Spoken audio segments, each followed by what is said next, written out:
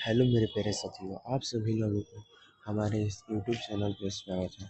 और आप सभी लोग हमारे चैनल पर नए हैं तो चैनल को सब्सक्राइब अवश्य करें और अपने दोस्तों में शेयर करें और लाइक ज़रूर करें। ठीक है, आज के इस वीडियो में हम लोग बात करने वाले हैं क्लास 10 बिहार मैट्रिक परीक्षा 2025।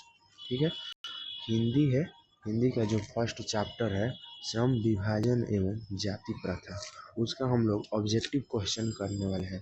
ये चैप्टर हम लोग के लिए बहुत ही महत्वपूर्ण है क्योंकि इस चैप्टर से बोर्ड एग्जाम में 2 से 3 प्रश्न अवश्य हर साल रहते हैं। ठीक है, हम लोग चलते हैं अपने प्रश्न की ओर। ठीक है, देखिए यहाँ पे हम लोग का पहला प्रश्न दिया है, मानव मुक्ति के पुरोधा किसे कहा गया है। ठीक है, मानव मुक्ति के पुरोधा किसे कहा गया है, इसका राइट आंसर क्या होगा? सभी लोग कमेंट में इसका राइट आंसर बताइए क्या होगा। यानी मानव मुक्ति के जो पुरोधा है उन मतलब किनको कहा गया है, ठीक ना।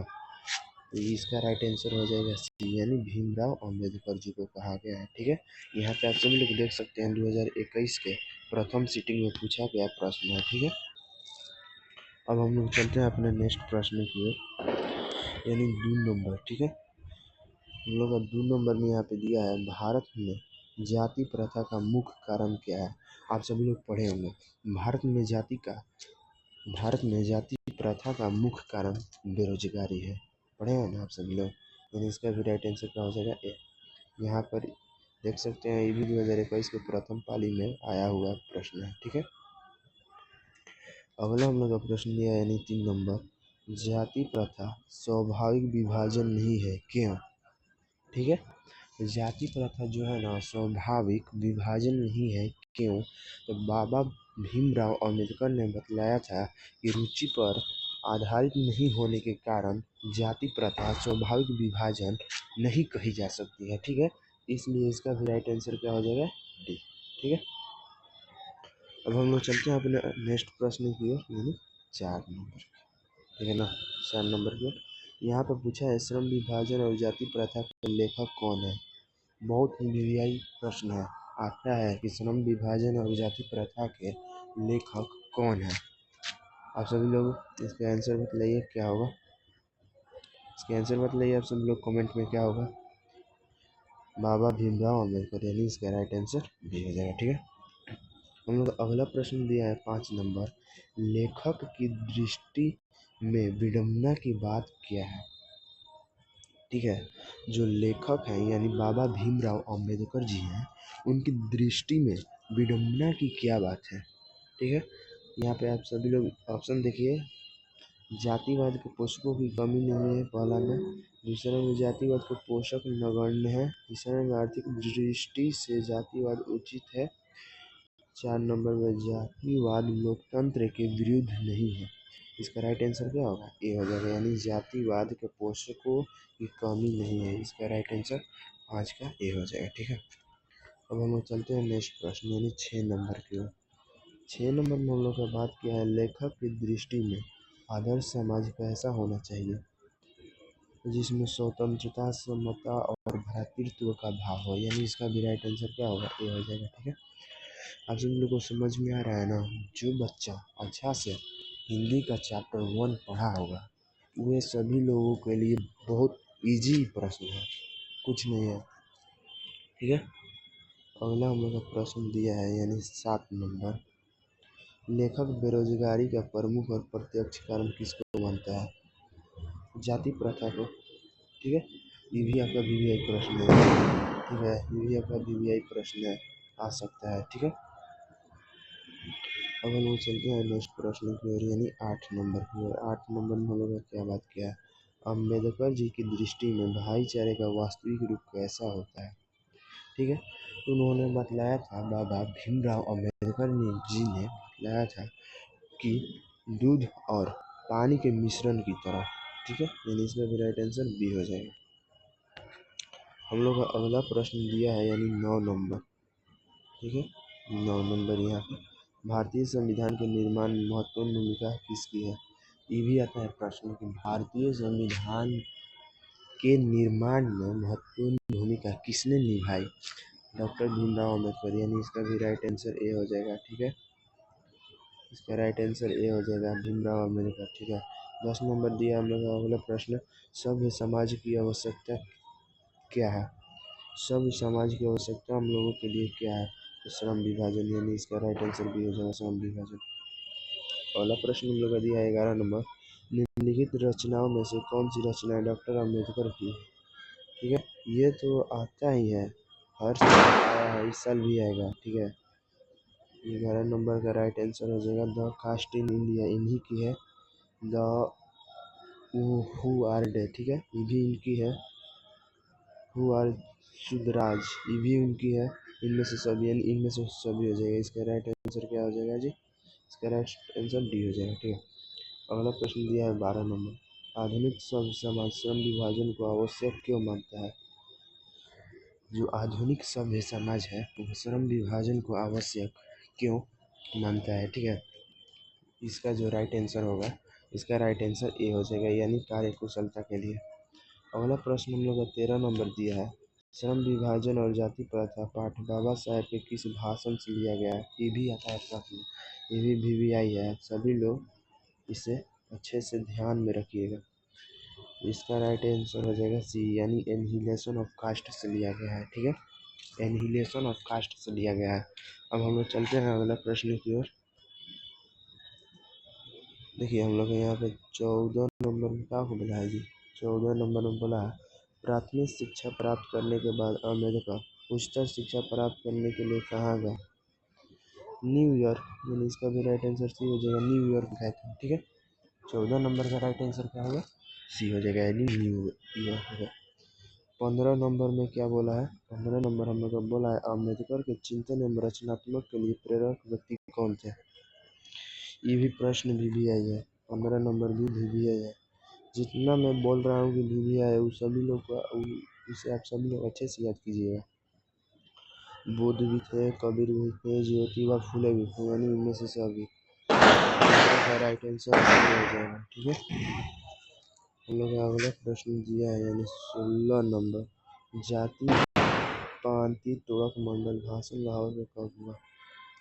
ठीक है, जो इसका राइट आंसर होगा, यानी सी हो जाएगा, 1936 में होता है, 1936 ईस्वी में होता है। ठीक है, अगला हम लोग का प्रश्न दिया है, यानी 17 नंबर, श्रम विभाजन और जाति प्रथा क्या है?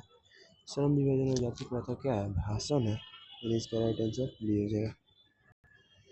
इसका राइट आंसर क्या होगा जी? बी हो जाएगा, भाषण। ठीक है, अगला प्रश्न 18 नंबर हम लोग का दिया है, अम्बेडकर के भाषण एनहिलेशन ऑफ कास्ट को किसने हिंदी में रूपांतरण किया?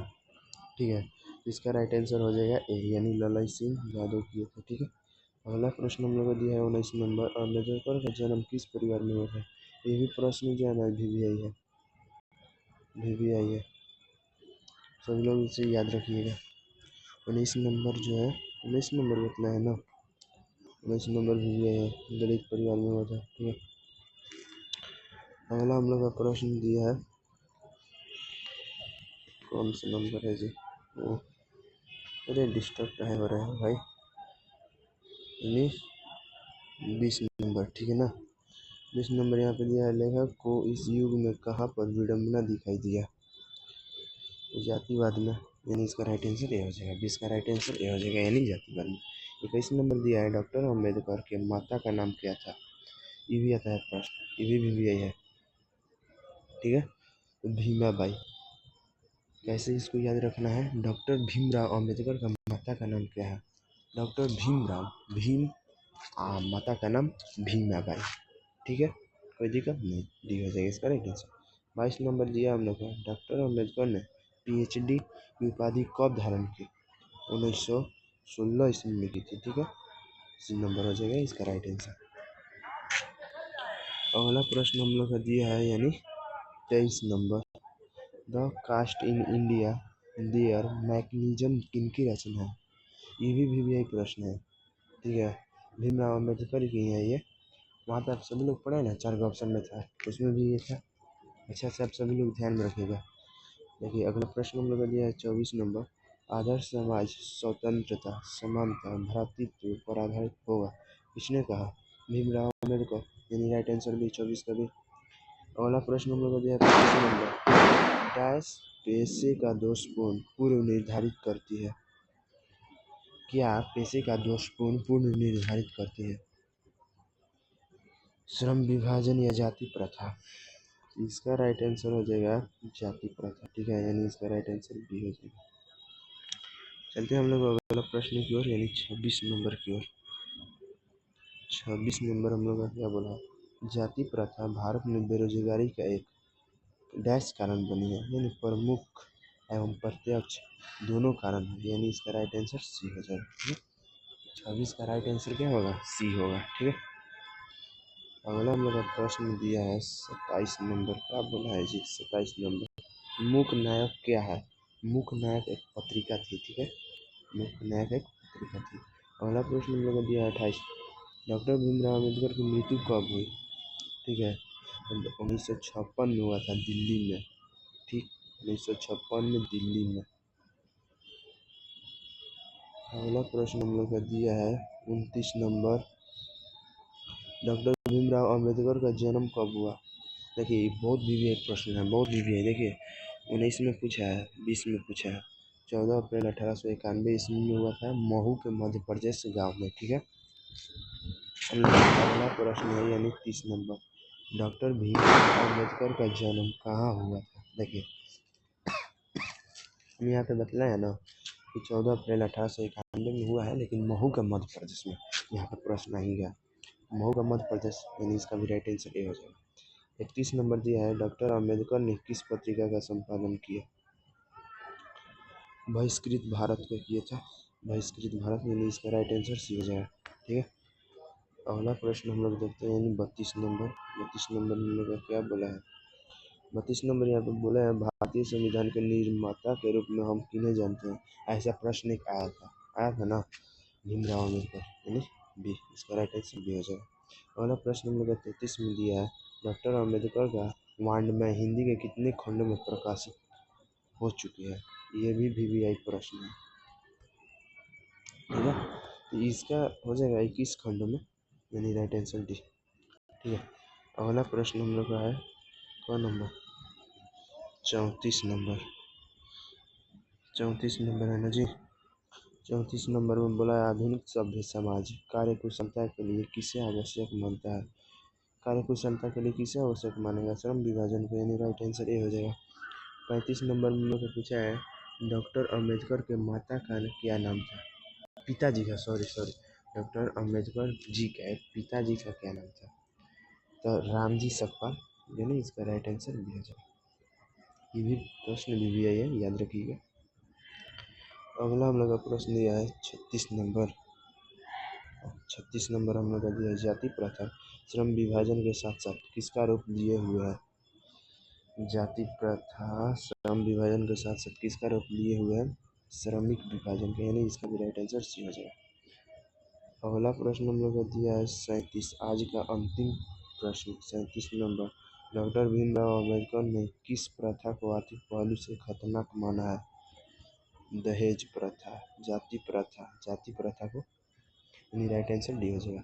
आई होप कि आप सभी लोग को इस वीडियो के माध्यम से पूरा एक चैप्टर खत्म करा दिया गया। ऑब्जेक्टिव एक भी और आपका नहीं छूटने वाला है। ठीक है, हम आपको इस कुछ बतलाना चाहते हैं इस वीडियो के माध्यम से। और आप सभी लोग हमारे चैनल पर नए हैं तो चैनल को प्लीज़ सब्सक्राइब ज़रूर करें। ठीक है, सब्सक्राइब करें। हाँ, और हमसे और वीडियो में कोई गलती हुआ होगा अभी हमको माफ़ करिएगा, क्योंकि अभी हम नए वीडियो बना रहे हैं। ठीक है, तो हम लोग मिलते हैं आप अपने नेक्स्ट वीडियो में। आज के लिए इतना ही, धन्यवाद।